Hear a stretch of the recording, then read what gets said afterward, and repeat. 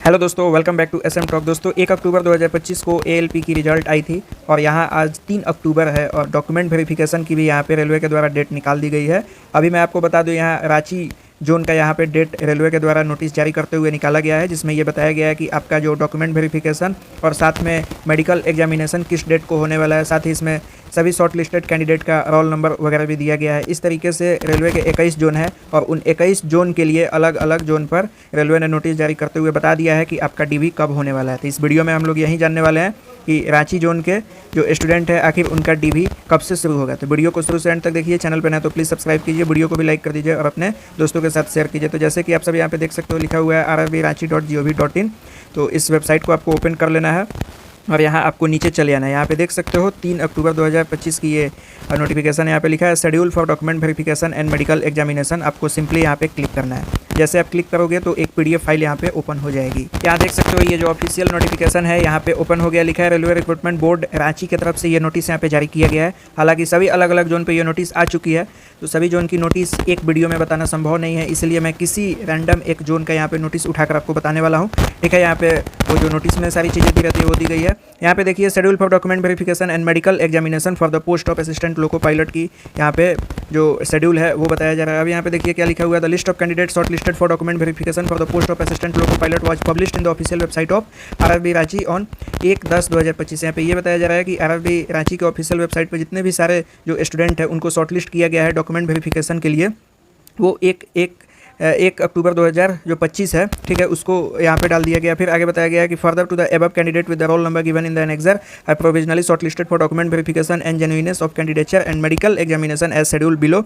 यहाँ पे जो भी बच्चे सेलेक्ट हुए उनका रोल नंबर वाइज, ठीक है, और जो जेन्युइननेस ऑफ कैंडिडेचर है उसका भी सारा डिटेल यहाँ पे नीचे दिया गया है। ठीक है दोस्तों, अब यहाँ पे नीचे 3 नंबर में ये बताया जा रहा है कि SMS email alert have being sent to candidate registered mobile email ID for downloading their e call letter. यानी कि उनका जो ई कॉल लेटर है, जिसे एडमिट कार्ड भी बोला जाता है, वो कैंडिडेट के ईमेल या SMS के माध्यम से भेजा जा रहा है। उसके बाद candidates are advise to read the detail instruction given in the DV e call letter carefully and bring all the require certificate document in original. ठीक है दोस्तों, ओरिजिनली उन्हें लाना है, ये सारा चीज़ यहाँ पे बताया गया है। उसके बाद ये बताया जा रहा है कि the candidate called for DV should produce all original documents along with 2 set of self attested photocopies in A4 size paper at detail in the CEN and e call letter issue for DV। इसमें यह बताया जा रहा है कि जब बच्चे अपना एडमिट कार्ड को डाउनलोड करेंगे तो उसमें सारा डॉक्यूमेंट का लिस्ट दिया गया है, तो उस सारी डॉक्यूमेंट का यहाँ पे ओरिजिनल फोटोकॉपी चाहिए। ठीक है दोस्तों, और इसका 2 सेट फोटोकॉपी चाहिए, जिसमें सेल्फ अटेस्टेड फोटोकॉपीज होनी चाहिए A4 साइज में।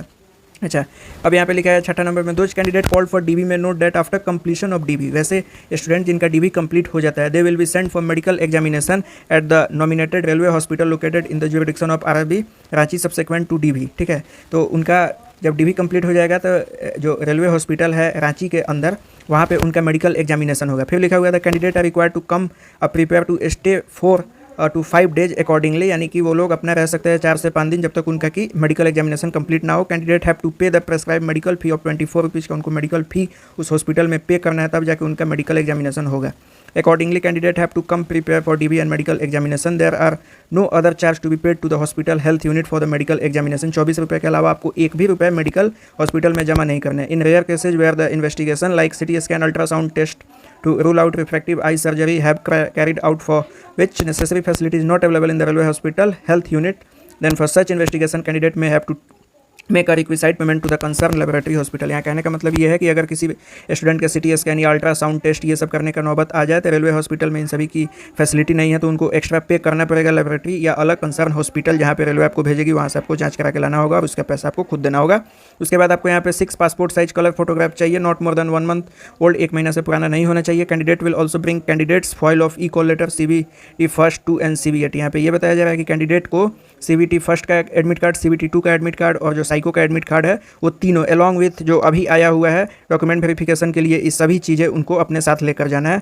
8वें नंबर में बताया जा रहा है in case of variation in spelling in father's mother name in the online application and original certificate document on the date of verification, candidates are required to submit relevant affidavit executed before magistrate और notary on required stamp paper stating that the referred person in certificate in one and same. यानी ये बताया जा रहा है कि आपने जो फॉर्म में अपना माता पिता का नाम लिखा हुआ है, अगर उसमें स्पेलिंग गलती है और सर्टिफिकेट में कुछ और स्पेलिंग है तो आपको जो एफिडेविट जिसे शपथ पत्र बोला जाता है तो मजिस्ट्रेट के अंडर आपको वो सब बनवा के लाना होगा। 9वां नंबर में candidate who have failed to appear on schedule date but must appear on block date given in annexure it must be noted that the failure to report for the document verification on the schedule date, यानी कि जो original date पे वो नहीं पहुंच पाते हैं तो वो ब्लॉक डेट में भी जा सकते हैं।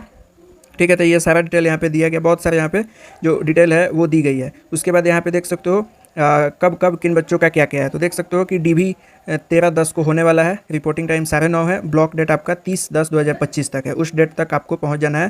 तो 18 बच्चों का यहाँ पे DV होने वाला है इस डेट में और इस टाइम में। उसी तरह फिर 13/10/2024 को 1 बजे से 17 बच्चों का यहाँ पे DV स्टार्ट होगा। उसी तरह यहाँ पे 14 तारीख को 9:30 से 18 बच्चों को, फिर 1 बजे से 17 बच्चों को।